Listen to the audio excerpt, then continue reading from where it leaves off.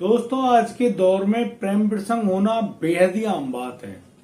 जैसा कि आप जानते हैं, नवयुवक और नवयुवतियां बस किसी ना किसी तरीके से अपना हमसफर चुनने के लिए इतने तरीके से लालायित होते हैं कि उनको लगता है बस कोई ना कोई उनको उनका हमसफर मिल जाए। बस वो अपने हमसफर के साथ पूरी जिंदगी जीने के लिए नए नए सपने संजोते रहते हैं, लेकिन उनको मालूम नहीं होता है कि जिन सपनों को वो सजा रहे हैं वो सपने कहीं अचानक टूट ना जाएं। तो दोस्तों, एक लड़का होता है जिसकी उम्र मात्र 22 साल है। उस लड़के का नाम होता है रोहित। रोहित दिल दे बैठता है वहीं पर रहने वाली एक जो लड़की होती है जिसका नाम नेहा यादव है। नेहा यादव से उसको हो जाती है बहुत जबरदस्त मोहब्बत। और दोस्तों, इसी मोहब्बत के चलते वो लोग एक दिन अपने परिवार से बातें करते हैं कि उनकी शादी करा दी जाए, लेकिन उसका परिवार बिल्कुल मना कर देता है कि नहीं, वो कभी भी इस बात के लिए हाँ नहीं करेंगे। दोस्तों, अब दोनों एक दूसरे से मिल भी नहीं पा रहे होते हैं और इसी के चलते अब नेहा यादव और रोहित विश्वकर्मा बहुत ज्यादा दुखी हैं। फिर एक दिन अचानक वो एक ऐसा निर्णय लेते हैं, फिर वो लोग लापता हो जाते हैं अपनी उस जगह से जहां पर वो रह रहे होते हैं। दोस्तों, वो लोग भागकर चले जाते हैं कहीं और जगह और बस अब एक दूसरे की बाहों में जीने मरने की कस्में खा रहे होते हैं। वहीं दूसरी ओर उनका परिवार उनको बहुत बेसब्री से ढूंढ रहा होता है और वह खोज रहा होता है। दोस्तों, यहाँ उनका परिवार उनको खोज निकालने में सफल भी हो जाता है। फिर वह परिवार उन दोनों को समझा बुझाकर अपने घर ले आता है। दोस्तों, उन दोनों के घर आ जाने के बाद चारों तरफ खुशियां ही खुशियां होती हैं और फिर एक दिन अचानक इतना बुरा कांड हो जाता है। दोस्तों, आप भी ये जानकर बिल्कुल हैरान रह जाएंगे कि कोई परिवार या पिता अपने बच्चों के साथ इतना बुरा कांड कैसे कर सकता है। नमस्कार, आदाब, सत श्री अकाल दोस्तों, मैं भीषम प्रकाश स्वागत करता हूं आपका हमारे YouTube चैनल किस्से क्राइम के। और दोस्तों, पूरी घटना की जानकारी के लिए बने रहिए हमारे साथ वीडियो में अंत तक। और दोस्तों, यदि आपने अभी तक हमारे चैनल को सब्सक्राइब नहीं किया है तो आप बिल्कुल सब्सक्राइब कर लें और नोटिफिकेशन बेल को दबाना बिल्कुल ना भूलें। दोस्तों, बिल्कुल ताजा तरीन और क्राइम से संबंधित जो खबरें हमारे चैनल पर आती हैं। दोस्तों, आज का बेहद ही हैरान करने वाला जो मामला है वह सामने आया है बिहार के दतिया जिले से। दोस्तों, बिहार के दतिया जिले में एक गांव होता है सेवड़ा। उस सेवड़ा के अंतर्गत वो एक लड़की रहती है अपने परिवार में। उस लड़की का नाम होता है नेहा यादव, जिसकी उम्र मात्र 20 साल होती है। जो अपने घर में बड़े अच्छे ढंग से रह रही होती है और वह पढ़ाई भी कर रही होती है, वह 12वीं क्लास में होती है। दोस्तों, उसी गांव में अब एक लड़का भी होता है जिससे उसकी दोस्ती हो जाती है। वह लड़का, जिसका नाम रोहित विश्वकर्मा है, वह अपने मामा के घर पे रह रहा होता है और जो रोहित है वह उसी स्कूल में पढ़ता है जहां पर वह नेहा यादव भी पढ़ती है। दोनों के बीच में जो हुई है दोस्ती है, अब ये तब्दील हो जाती है एक ऐसे प्रेम संबंध में कि अब वो दोनों एक दूसरे के साथ जीने मरने की कस्में खा रहे होते हैं। दोस्तों, अब उनको लगता है कि वो एक दूसरे के बिना नहीं रह पाएंगे। वो अक्सर छुप छुप कर एक दूसरे से मिल भी रहे होते हैं। और दोस्तों, इसी मेल मिलाप में उन दोनों के बीच में कुछ ऐसे आंतरिक संबंध भी बन जाते हैं जिनको आप सब लोग शारीरिक संबंध की संज्ञा देंगे। दोस्तों, दोनों एक दूसरे के साथ बड़े प्यार से और तसल्ली से रह रहे होते हैं। दोस्तों, यदि प्यार हो और प्यार की भनक ना लगे, ऐसा तो कभी हो ही नहीं सकता है। दोस्तों, एक दिन जब उस रोहित का एक दोस्त होता है, जिस दोस्त से रोहित का एक दिन झगड़ा हो जाता है, उसी झगड़े के चलते अब वह रोहित का दोस्त नेहा यादव के परिवारजनों से उस बात का खुलासा कर देता है कि जिस लड़की को आप लोग ज्यादा बढ़िया और बेहतरीन समझते हैं, वह लड़की आपके पीछे ऐसे गुल खिला रही है कि आप इस बात को जानकर बिल्कुल हैरान, दंग और परेशान रह जाएंगे कि आपकी बेटी ने आपकी नाक कटवा दी है। दोस्तों, इस बात को सुनकर अब वो सभी लोग काफी ज्यादा चौंक जाते हैं। फिर उस लड़के से पूछा जाता है कि भाई तुम ये बात कह तो रहे हो, लेकिन इस बात में अगर जरा सी भी कोई भी बात झूठ निकली तो हम तेरी जान ले लेंगे।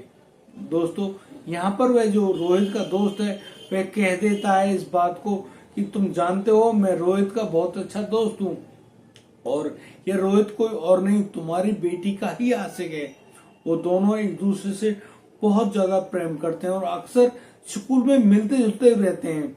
दोस्तों इस बात को सुनकर जो नेहा यादव का जो पिता होता है बलराम यादव, वे बहुत ज्यादा रुष्ट हो जाते हैं, यानी कि गुस्से में आ जाते हैं, और वो बस अब उस स्कूल की तरफ रवाना हो जाते हैं जहां पर वो लोग पढ़ते हैं।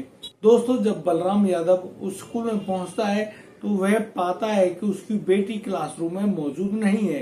दोस्तों अब स्कूल के अध्यापकों को सूचित किया जाता है और उन्हीं के चलते अब उनको जब ढूंढा जाता है तो जो लड़की है जिसका नाम नेहा यादव है वह बैठी हुई मिलती है उस रोहित विश्वकर्मा की बाहों में। वो लोग झाड़ियों के पीछे बैठे हुए होते हैं और वो बिल्कुल छुप कर बैठेंगे ताकि कोई उनको ना देख ले। दोस्तों यहाँ जैसे ही बलराम यादव नेहा यादव को देखते हैं उनका गुस्सा फूट पड़ता है और वे नेहा को वहीं पे 2 थप्पड़ जड़ते हैं और डांटते हुए चिल्लाते हुए अपने घर ले जाते हैं। दोस्तों यहाँ पर अब जो नेहा यादव है उसको सख्त हिदायत दी जाती है कि वह कभी भी उस रोहित से नहीं मिलेगी। दोस्तों ये जो दिन होता है ये 18 जनवरी का होता है, और 18 जनवरी को जब उन दोनों के बीच में इस प्रकार की बात हुई तो फिर अब उनका मिलना जुलना बिल्कुल बंद हो जाता है।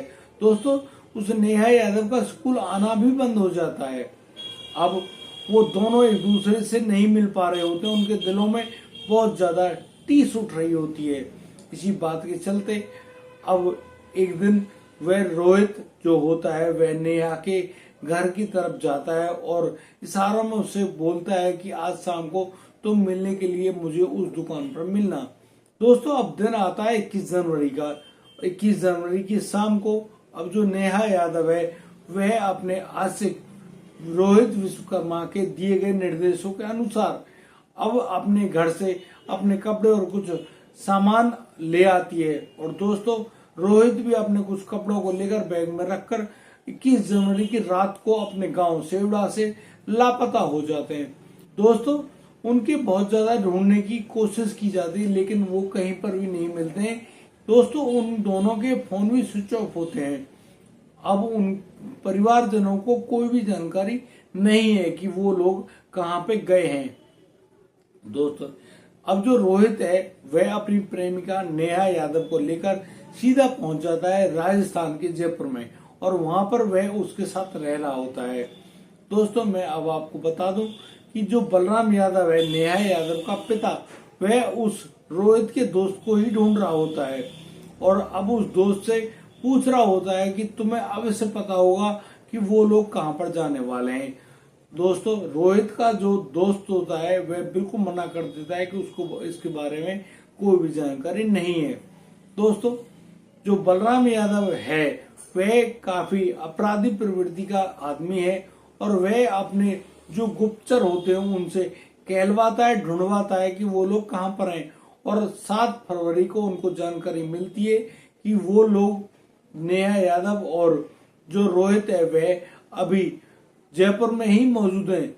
दोस्तों अब यहाँ पर बलराम यादव अपने परिवार के लोगों के साथ अपने बेटे के साथ पहुंच जाता है जयपुर, और जयपुर में जाकर उन दोनों को बड़े प्यार से समझा बुझाकर अपने घर लेकर आता है और कहता है कि हमें अपने करने पर शर्मिंदगी है, हम माफी चाहते हैं कि हमने आपको गलत समझा, लेकिन अब आप घर चलिए, हम लोग आपकी शादी करा देंगे। दोस्तों इस बात पर नेहा बहुत ज्यादा खुश होती है। वह अपने प्रेमी रोहित को समझाते हुए कहती है कि मैंने तुमसे कहा था ना, मेरे पिता बहुत अच्छे हैं और वो अब देखो हमारी शादी भी करा देंगे, अब तुम बेफिक्र होकर घर चलो। और दोस्तों अब 9 फरवरी 2024 को अब जो रोहित है वह अपनी प्रेमिका नेहा यादव के साथ अपने गांव सेवड़ा आ जाता है। दोस्तों जैसे कि नेहा अपने प्रेमी रोहित के साथ अपने गांव अपने घर आ जाती है तो सभी लोग उन्हें बड़ी हेय दृष्टि से देख रहे होते हैं। तो उन सबको चुप कराते हुए नेहा के पिता बलराम कहते हैं कि कोई बात नहीं, हमें इनकी जो प्यार करने की जो कंडीशंस हैं वो सारी मंजूर हैं और अब हम लोग इनकी शादी भी करा देंगे, आप लोग बिल्कुल भी परेशान ना होइए, हम लोग अब इनके साथ हैं और इनकी शादी ही कराएंगे। दोस्तों 9 फरवरी की शाम हो जाती है और शाम को अब रोहित और नेहा दोनों को अपने साथ एक कमरे में ले जाता है बलराम यादव, और बलराम यादव उस कमरे में जैसे ही पहुंचता है पूर्व नियोजित तरीके से वहां पर और लोग भी बलराम यादव के परिवार से जो होते हैं, उनके बेटे और भतीजे वगैरह, वो सभी लोग वहां पर मौजूद होते हैं। दोस्तों अब जैसे कि एक बहुत बड़े क्राइम होने की भनक सी उठती है, वो सभी लोग टूट पड़ते हैं उस लड़के रोहित के ऊपर। दोस्तों यहाँ उस लड़की नेहा को भी नहीं बख्शा जाता है और दोनों के साथ जबरदस्त मारपीट होती है। दोस्तों इसी मारपीट के चलते यहाँ नेहा यादव के जो गले को पकड़ लेता है उसका बाप बलराम अपनी बेटी नेहा यादव के गले को घोटना शुरू कर देता है और बस उस लड़की को वहीं गला घोटकर मार देता है। दोस्तों बलराम यादव के जो गुर्गे होते हैं वो जबरदस्त तरीके से पिटाई कर रहे होते हैं रोहित की।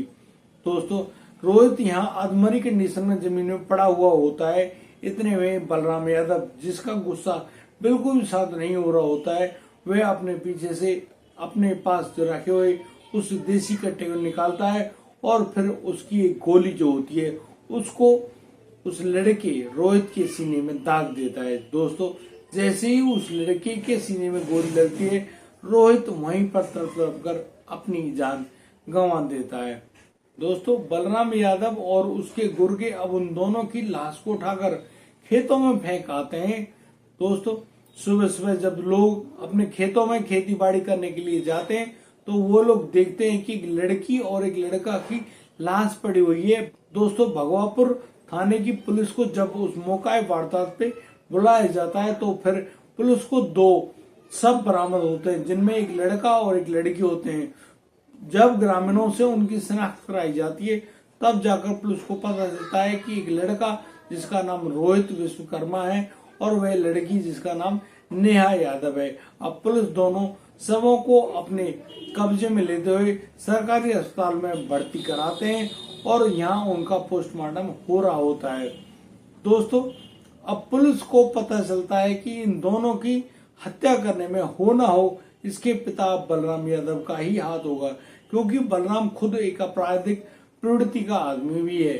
दोस्तों पुलिस अब जाती है उस नेहा यादव के घर पर, वहीं जाकर अब उस बलराम यादव और उसके भतीजे और गुर्गों को भी गिरफ्तार कर लिया जाता है। दोस्तों अब उन सभी लोगों को सलाखों के अंदर भेज दिया गया है। अभी 4 लोग ऐसे बताए जा रहे हैं जो कि लापता हैं। पुलिस उन लोगों को भी गिरफ्तार करने के लिए लगातार दबिश डाल रही है। दोस्तों बुरे काम का बुरा नतीजा, कोई भी माता पिता अपने बच्चों का बुरा नहीं सोचते हैं।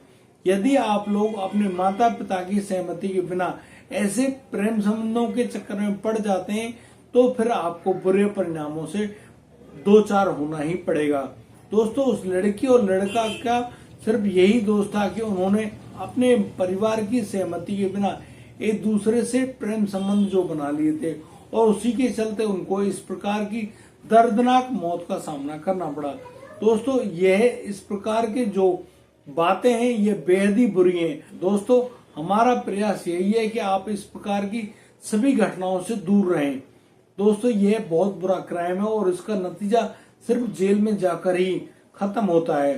दोस्तों मैं आपसे उम्मीद करता हूं कि आप किसी भी गलत कार्य की शिक्षा ना लें और अपने परिवार को बचाकर रखें। दोस्तों अब दीजिए मुझे इजाजत, मिलता हूं कल रात, लाता हूं एक नया सनसनीखेज मामला।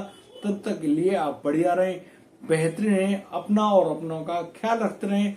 जय हिंद, जय भारत।